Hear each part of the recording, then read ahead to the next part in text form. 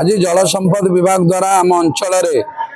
Pattamundai canal system दुईटी सब minor canal गोटा नूर्तांग minor आ गोटा बर्दिया माइनर जहाँकि पाखापाखि 1200 मीटर लेखा सीमेंट लाइनिंग करा जो नूर्तांग आंदपुर चापड़ा जलसरपुर श्रीकृष्णपुर 4-5टी पंचायतर बहु चाषी एथरे उपकृत हे। आप जानते एटा बर्दिया माइनर जीरो रु एटा कामटा होची एटा पूरा बर्दियार बहु चाषी एथरे उपकृत होचंती एवं नूर्तांग माइनर नूर्तांग खरतांग दे जलसरपुर पर्यंत समस्त चाषी एथरे निर्भर करती।